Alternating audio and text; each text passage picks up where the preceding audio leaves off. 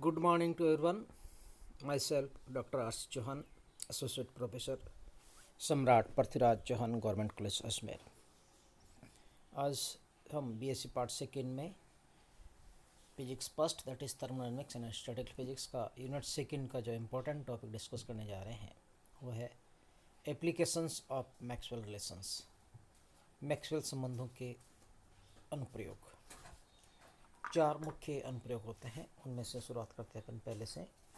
Clausius Clapeyron समीकरण का ज्ञात करना, to determine Clausius Clapeyron equations, कि मैक्सवेल समीकरणों की सहायता से क्लासियस क्लेप्रॉन समीकरण को डिराइव कर सकते हैं। शुरुआत करते हैं अपन मैक्सवेल के सेकेंड रिलेशन से, that is del S by the del V at constant temperature equal to del P by del T at constant volume.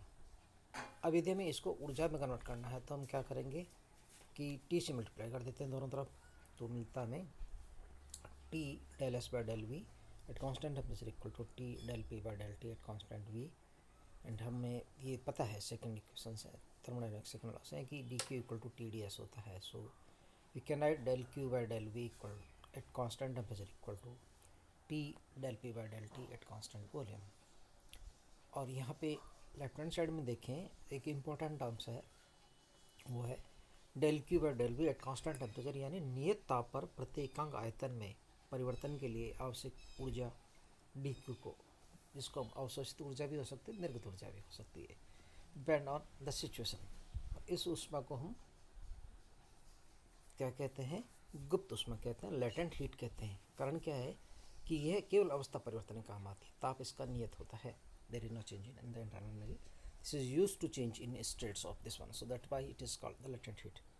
ये अवस्था परिवर्तन करती है, यानी सॉलिड से लिक्विड, लिक्विड से गैस, इस तरह से। सो हम लिख सकते हैं del Q by del V at constant temperature equal to the L divided by V two minus V one. V one प्रारंभिक आयतन, वी टू अंतिम आयतन। इसको इक्वेशन में फर्स्ट में रख दें तो मिलता है हमें L divided by V two minus V one equal to T del P by del T at constant volume. So we can calculate del P by del T at constant volume equal to L divided by T multiplied by V two minus V one. इस प्रकार ये Clausius Clapeyron समीकरण प्राप्त होती है हमें Maxwell के संबंधों से। सो ये इसका पहला अनुप्रयोग है। अब हम चलते हैं दूसरे अनुप्रयोग में। दूसरे अनुप्रयोग में हम जो कैलकुलेट करना चाहते हैं वो है गैस की विशिष्ट ऊष्माओं का अनुपात, जो आपका प्रटेल है, जिसको हम क्लेमेंट एंड डिसोर में एक्सपेंड करते हैं, उससे हम गामा की वैल्यू निकालते हैं, C P by C V. उसमें हम दो प्रोसेस करते हैं। पहला हम करते हैं ऊष्मा that is the adiabatic change and second is the isothermal change. तो इन दोनों का जो रिलेशंस है उसको अनुपात हम ज्ञात करते हैं, means that is the C P by C V. कैसे कैलकुलेट करते हैं, इसका बहुत आसान सा तरीका। और उद्दोषम प्रत्यास्थ गुणांक ई एस इक्वल लिखते हैं minus V del P by del V at constant S. और इसी प्रकार क्योंकि इसमें ऊर्जा के लिए चेंज होती है, so we can write the S will be the entropy, नियत रहती है। इसी प्रकार समतापी के लिए हम टेम्परेचर कांस्टेंट रहता है, so we can write E T equal to minus V multiplied by the del P by del V at constant temperature. दोनों का अनुपात करते हैं E S by the E T, so this is del P by del V at constant S divided by del P by del V at constant temperature. Expand करके fourth में रख दें इसको, तो del P by del T at constant entropy and this is del T by del V at constant S. Similar नीचे भी del P by del S at constant temperature and del S by del V at constant temperature. अब हमारे पास में ये चार relations है। इन चारों relations को मैक्सवेल के चारों समीकरण से सब्स्टिट्यूट करके कैलकुलेट कर सकते हैं। तो कैलकुलेट करते हैं, चारों समीकरण लिखते हैं पहले। सो वो होती है del S by the del V at constant temperature equal to del P by del T at constant volume. दूसरी होती है del S by del V at constant temperature equal to minus del V by del T at constant pressure.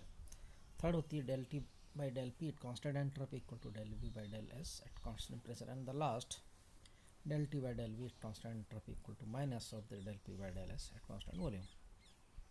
Rearrange करें, substitute कर दिया जाए।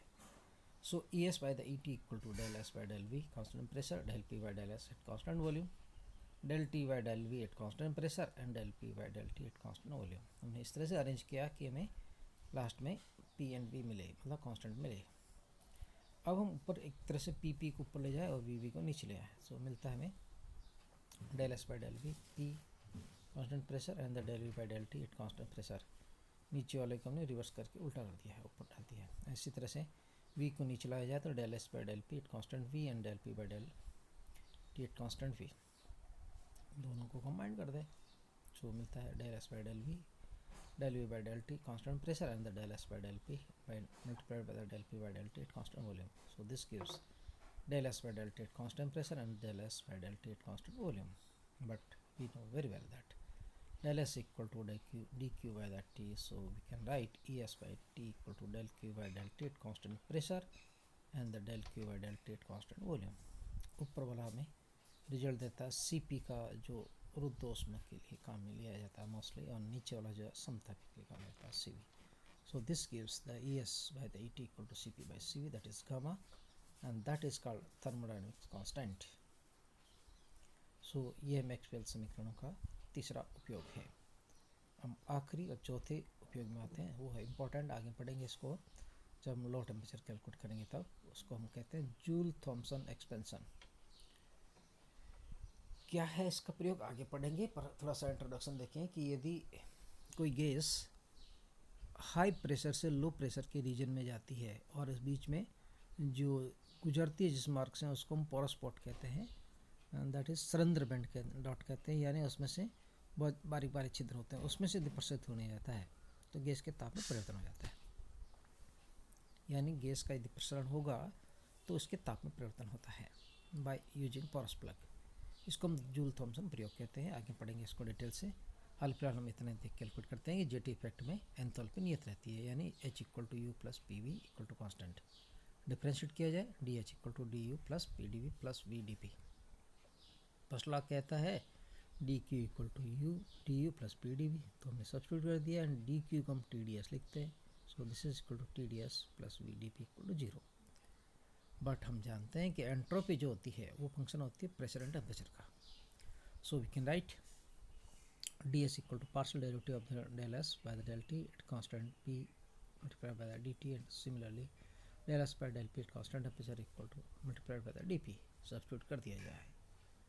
So this gives equation 2 and 3 से देखें, पहले 2 से कैलकुलेट करें तो मिलता हमें del S ds या del S equal to minus v dp by t. Substitute करते हैं थर्ड में.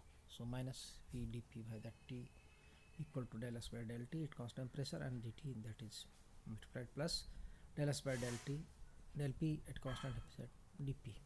तो इसको रीअरेंज किया जाए तो मिलता है result T multiplied by del S by del P temperature and at constant temperature pressure and d multiplied by the dt plus the T del S by del P at constant temperature plus V multiplied by the dP. So by Maxwell relations we can write del S by del P at constant temperature equal to minus del V by del T at constant pressure, and Cp equal to T del S by del T at constant pressure. तो substitute करते हैं सारा की value, तो मिलता हमें Cp dt plus V minus T del V by del T constant pressure multiplied by the dP equal to 0.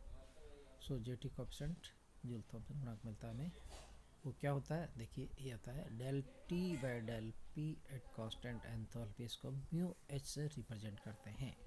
और इस समीकरण से जो मिलता है हमें वो आता है mu H equal to 1 divide by C P whole multiplied by the T multiplied by the del V by del T at constant pressure minus V. So this gives Joule Thomson coefficient. So this is sufficient for today. Thank you very much.